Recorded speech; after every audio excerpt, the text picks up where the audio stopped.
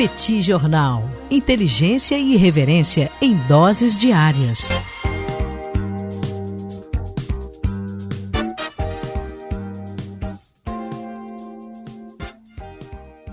Olá, gente. Bem-vindos, bem-vindas ao Petit Jornal. Esse é o Petit Invest número 73. Estamos gravando numa live no YouTube do Petit Jornal. São exatamente 9 horas e 11 minutos da sexta-feira, 30 de maio de 2025. Cá está a dupla de costume, a dupla que você conhece de cor, Tanguy, o Bagdadi, animado, contente, preparado, revigorado, resiliente, retumbante, descansado e tarifado, bastante tarifado, segue tarifado nesse momento, não sabemos amanhã, mas nesse momento está tarifado. E Daniel Souza, que é esse que vos fala. Ao longo dos próximos minutos vamos trazer reflexões e análises sobre o ambiente de negócios, o ambiente econômico internacional. Esse é o Petit Invest. Tudo bem, Tanguy? Vamos nessa? Tudo bom, Daniel Souza? Vamos lá para mais um Petit Invest, mais um episódio aqui no Petit Jornal, com esse frescor, Daniel, do apocalipse acontecendo, mas um apocalipse acontecendo numa sexta-feira, às beiras aí do fim de semana. Sabemos que surpresa o final de semana nos trará? Sabemos, mas a gente abraça mesmo assim e estamos aqui mais uma vez. Deixo as boas-vindas a todo mundo que nos acompanha nessa live no YouTube, sejam muito bem-vindos. Pessoal que nos acompanha também no podcast, sejam muito bem-vindos também. Esse episódio do Petit Invest, que é um oferecimento da Rio Claro Investimentos. Você quer uma luz sobre o que fazer em tempos turbulentos, bagunça? Tem tarifa, não tem tarifa? Tem risco, não tem risco? Mentira, sempre tem risco.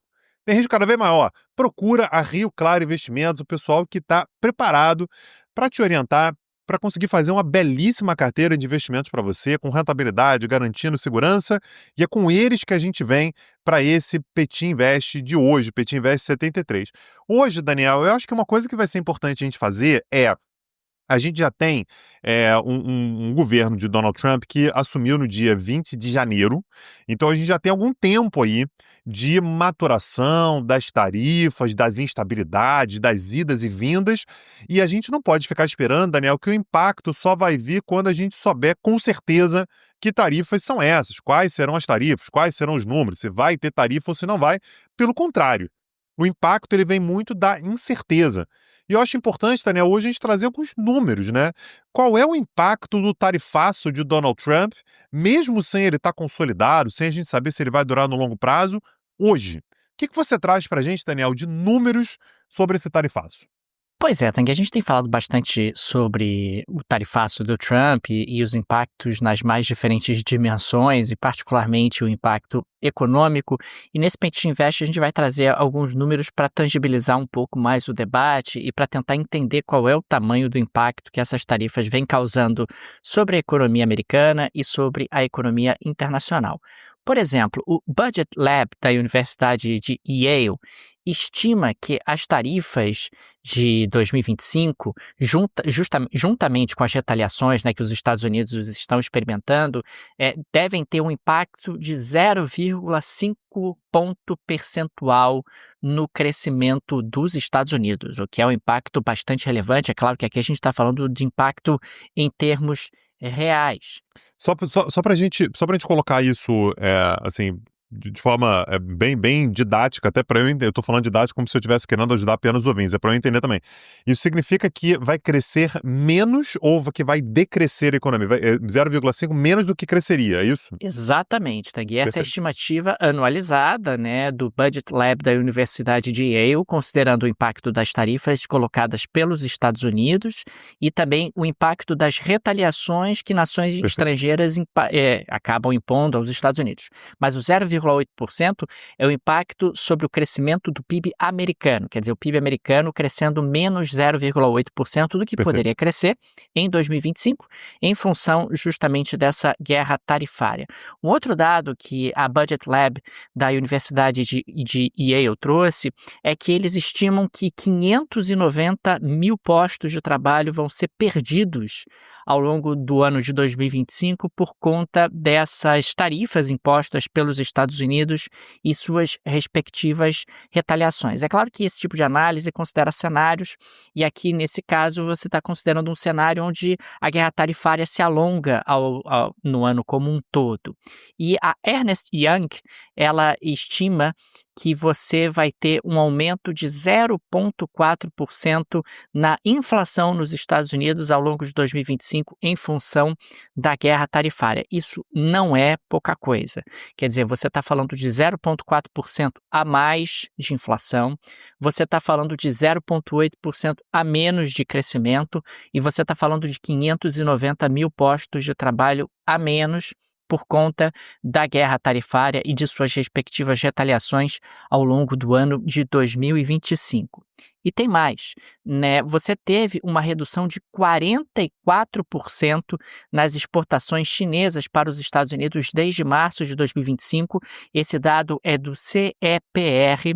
Você também teve uma redução de 350 bilhões nas trocas comerciais em apenas 3 meses. Quer dizer, de março a maio, segundo estimativas do Peterson Institute, e você teve uma queda de 12% no investimento direto, no investimento estrangeiro direto ao redor do mundo, que é aquele investimento produtivo, né? Quando você faz um investimento produtivo no outro país, e esse levantamento ele foi feito pela OCDE. Uma queda de 12% do investimento estrangeiro. Claro, o mundo menos globalizado desestimula esse tipo de investimento, investir na produção de um outro país, ainda mais dentro de um clima de tanta incerteza. Eu queria pegar, Daniel, esse dado que você trouxe de uma queda de cerca de 300 bilhões de dólares de comércio global ao longo de apenas 3 meses. Se a gente analisar isso, parece simples fazer essa conta, a gente está falando sobre uma queda de 1,2 trilhão de dólares ao longo de um ano, né? Então, se a gente tentar se anualizar. Apenas a título para a gente conseguir ter um referencial, o comércio de bens no ano passado, global, foi de 24,5 trilhões. Isso significa, Daniel, que a gente poderia chegar no final de depois de um ano, né, assim, anualizando isso aqui, depois de um ano, a gente poderia passar a ter um comércio na casa de 23, ou seja, você derruba o comércio nacional de 24,5 para 23 e uns quebrados. Isso significa, Daniel, uma queda de quase 5%, né, no comércio global. Quando a gente pensa que o comércio internacional ele cresce em anos bons, algo em torno de 2%, a gente está falando em um ano apenas de reduzir 4%, 5%.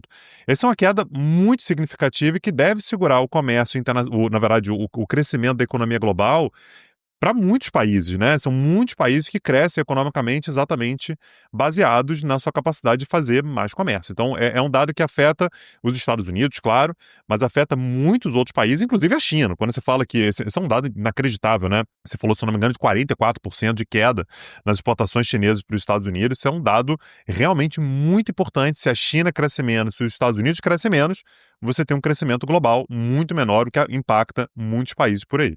É claro que nesse dado, no caso da China em particular, Tanguy, significa também um momento onde você represa as exportações para ver se o tarifaço vai cair.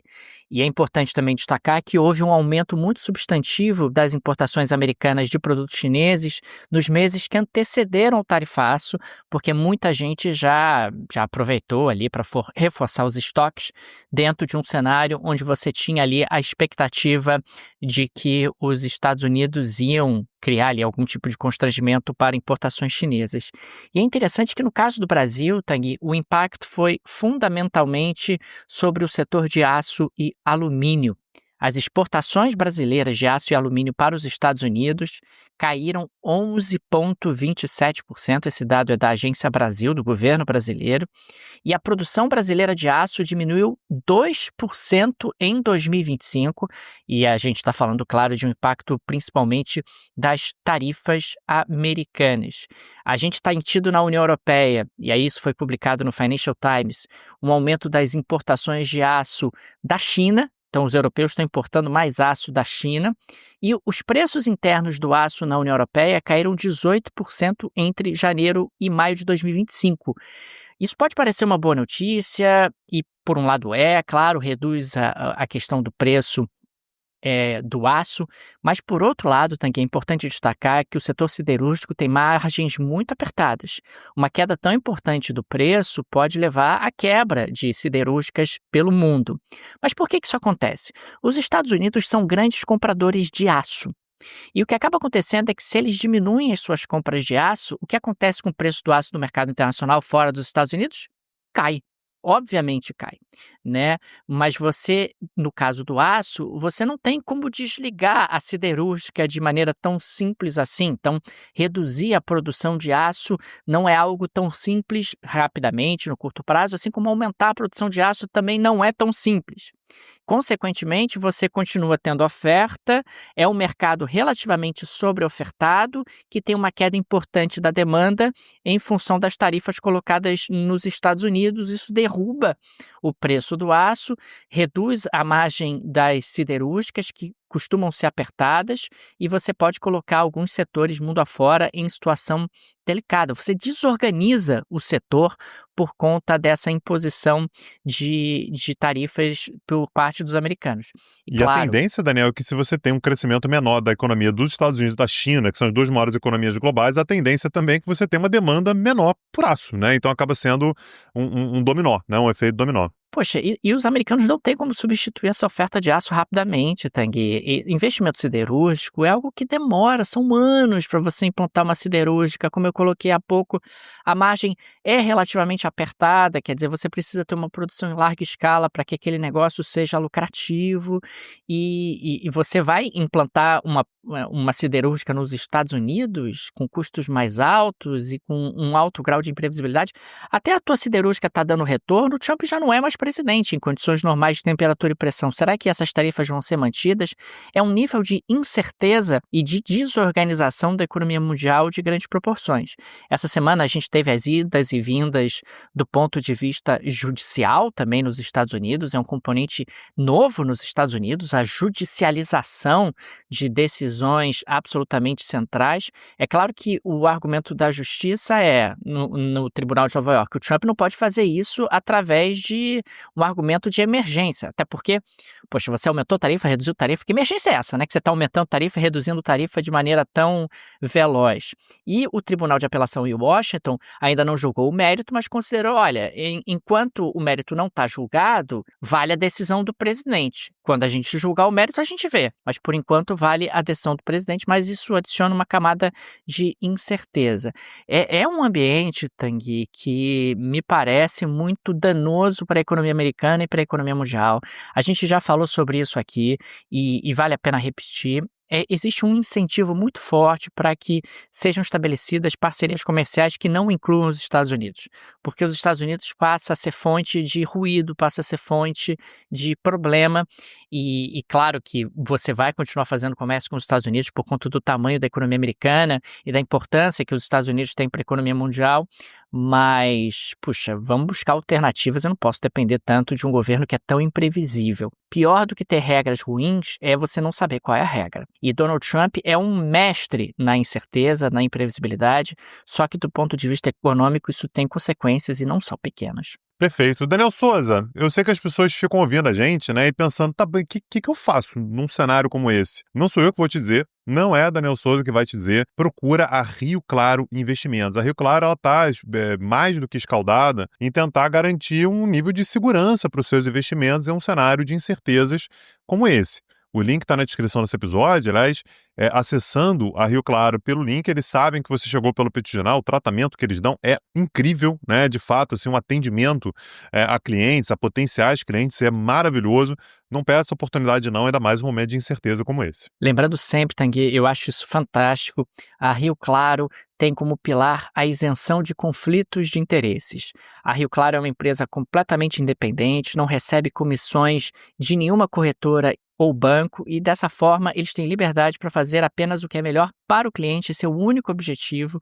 Então você passa a ter um auxílio luxuosíssimo para a gestão da sua carteira de investimentos, focando no longo prazo, na sua aposentadoria, focando no futuro, na realização de algum sonho. Clica no link que está no descritivo, conheça o trabalho da Rio Claro Investimentos, que eu tenho certeza que vocês vão gostar. Maravilha. Daniel Souza, segunda-feira estamos de volta para mais um bate-papo. Um abraço e até a próxima. Valeu. Tchau, tchau. Petit Jornal. Inteligência e irreverência em doses diárias. Acesse www.petitjornal.com.br.